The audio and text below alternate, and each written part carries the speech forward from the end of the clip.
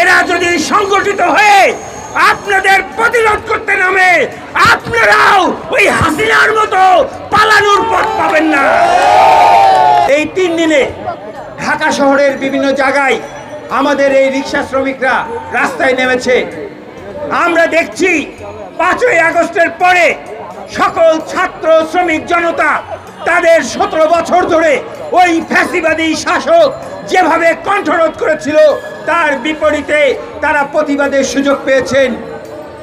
অন্তর্বর্তীকালীন সরকারের উপদেষ্টারা বলছেন যে এই মানুষের স্বাধীনতার অন্যতম দিক, তারা স্বাধীনভাবে প্রতিবাদ করতে পারছে। এই কথাটা যখন আপনারা বলছেন, তখন কেন যখন শ্রমিক প্রতিবাদ করতে রাস্তায় নামছে তখন তাদের সাথে আলোচনা করে তাদের বোঝানোর মধ্যে দিয়ে রাস্তা থেকে সরানোর কার্যক্রমে না যেয়ে তাদের উপর আপনারা শক্তি প্রয়োগ করছেন? তার মানে আপনারা মুখে ফ্যাসিবাদের বিরুদ্ধে বলছেন, কিন্তু একই ধারাবাহিকতায় আপনারা হাঁটছেন। আমরা আরেকটি বিষয় দেখছি, যারা ইতিমধ্যে মনে করছেন আমরা রাষ্ট্র ক্ষমতায় চলে আসছি। আপনাদের দলের প্রধান বিভিন্নভাবে বলছেন যে আপনাদের দৃষ্টিভঙ্গির পরিবর্তন হয়েছে, আপনারা এই রকম জায়গাটি করতে চান, আপনারা আর ফ্যাসিবাদের অনুসরণ করতে চান না। কিন্তু গত 3 দিনে আপনার দল বিভিন্ন জায়গায় যে কার্যক্রম করেছে, যে ভূমিকা রেখেছে, এই নিরীহ শ্রমিকদের উপরে যে নিপীড়ন চালিয়েছে, তাতে এটি প্রমাণ হয় আপনারাও ফ্যাসিবাদের রাস্তাতেই হাঁটতে চান। আপনারা ভেগ ধরে আছেন এবং আপনারা এই ব্যাটারি রিক্সা চালক যে শ্রমিক এবং মালিক, এদেরকে জিম্মি করে ওই পূর্বের মতোই চাঁদাবাজির প্রক্রিয়া তৈরি করতে চান।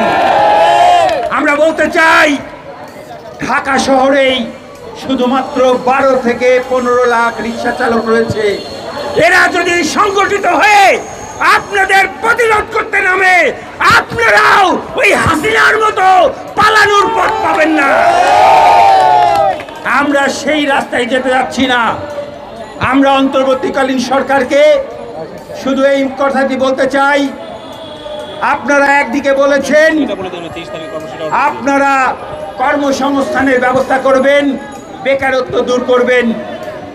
আপনারা সেই রাস্তায় যান এবং যতক্ষণ পর্যন্ত আমার প্রতিটি ভাইয়ের কর্মসংস্থানের ব্যবস্থা আপনি না করতে পারবেন, ততক্ষণ পর্যন্ত তারা নিজ দায়িত্বে যে কর্মসংস্থানের ব্যবস্থা করে রেখেছে সেইটিকে বন্ধ করার রাস্তায় হাঁটবেন না।